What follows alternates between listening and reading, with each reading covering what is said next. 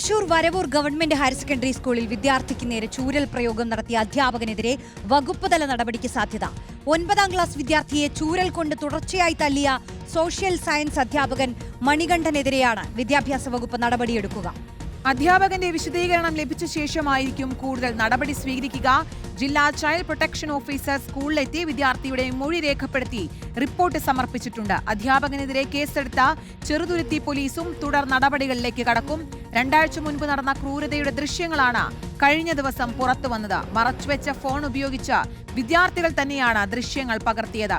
സജോ ദേവസി നൽകും വിശദാംശങ്ങൾ. സജോ, ഇന്നലെ ആ വിദ്യാർത്ഥിയെ അധ്യാപകൻ ക്രൂരമായി തല്ലുന്ന ദൃശ്യങ്ങൾ നമ്മൾ കണ്ടതാണ്. വിദ്യാർത്ഥിയുടെ പിതാവുമായി ബന്ധപ്പെട്ടപ്പോൾ ശക്തമായ നടപടി വേണമെന്ന് തന്നെയാണ് കുടുംബത്തിന്റെ ആവശ്യം. ഇപ്പോൾ ഇത് അധ്യാപകനെതിരെ വകുപ്പ് തല നടപടി വരുമെന്നുള്ള വിവരങ്ങളാണോ ലഭ്യമാകുന്നത്?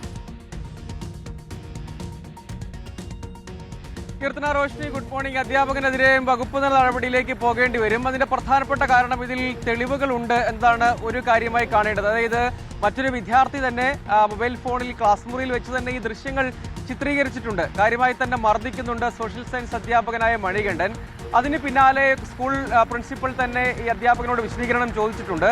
അതുകൂടാതെ ഈ കാര്യത്തിൽ ശിശുക്ഷേമ വിഭാഗത്തിന്റെ ഭാഗത്തു നിന്നും നടപടി ഉണ്ടായിട്ടുണ്ട്. അതിന്റെ റിപ്പോർട്ട് കൂടി നിൽക്കുന്നുണ്ട്. അപ്പോൾ ഈ വിശദീകരണം അധ്യാപകന്റെ ഭാഗത്ത് നിന്ന് സ്വാഭാവിക നടപടിക്രമം എന്ന നിലയ്ക്ക് വിശദീകരണം തേടിയതിനു ശേഷം വകുപ്പ് തല നടപടിയിലേക്ക് പോകും എന്നതാണ് പറയുന്ന ഒരു കാര്യം. അതായത് ഈ ക്ലാസ് മുറിയിലെ ഈ ദൃശ്യങ്ങൾ ചിത്രീകരിച്ച് പുറത്തു വന്നത് നേരത്തെ സംഭവിച്ചൊരു കാര്യമാണ്. ഈ ദൃശ്യങ്ങൾ പുറത്തു വന്നു. അത് സംബന്ധിച്ച് പ്രിൻസിപ്പലിന്റെ പ്രാഥമികമായ പരിശോധനയിൽ മനസ്സിലായത് എന്ന മട്ടിൽ നമുക്ക് ലഭ്യമാകുന്ന വിവരം, ഈ അധ്യാപകൻ മുൻപും സമാനമായ രൂപത്തിൽ വിദ്യാർത്ഥികളെ ഇങ്ങനെ അടിക്കാറുണ്ട്. അപ്പോൾ അതുകൊണ്ട് പൊറുതി മുട്ടിയതുകൊണ്ട് മൊബൈൽ ഫോൺ എത്തിച്ച് ഈ ദൃശ്യങ്ങൾ ചിത്രീകരിച്ച് പുറത്തേക്ക് വിട്ടതാണ് എന്ന് വിദ്യാർത്ഥികൾ പറഞ്ഞതായാണ് പുറത്തുവരുന്ന വിവരം.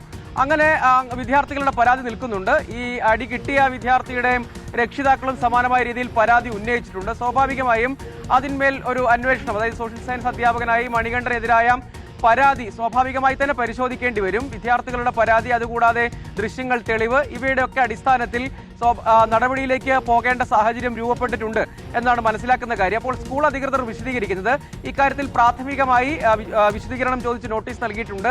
ഇതുകൂടാതെ റിപ്പോർട്ട് ഓൾറെഡി സമർപ്പിച്ചിട്ടുണ്ട്. അപ്പോൾ ഇതിന്റെയൊക്കെ അടിസ്ഥാനത്തിൽ നടപടിയിലേക്ക് പ്രാഥമികമായി സ്കൂളിൽ തന്നെ സ്കൂൾ പ്രിൻസിപ്പലിന്റെ ഭാഗത്തു നിന്നാണ് ആദ്യ നടപടി ഉണ്ടാകേണ്ടത്. വകുപ്പ് തലത്തിലുള്ള നടപടിയും ഉണ്ടാകും എന്നതാണ് നമ്മൾ ഈ ഘട്ടത്തിൽ മനസ്സിലാക്കുന്ന ഒരു കാര്യം. അധ്യാപകൻ ഏത് ഉദ്ദേശത്തിലാണെങ്കിലും ഈ രൂപത്തിൽ മർദ്ദിക്കുന്നത് ശരിയല്ല എന്നതാണ് പ്രാഥമികമായി തന്നെ ഒരു വിലയിരുത്തലായി നേരത്തെ പുറത്തു വന്നത്. അപ്പോൾ അതിന്റെ അടിസ്ഥാനത്തിലുള്ള നടപടിയിലേക്ക് കടക്കും എന്നാണ് ഈ ഘട്ടത്തിൽ നമ്മൾ മനസ്സിലാക്കുന്നത്.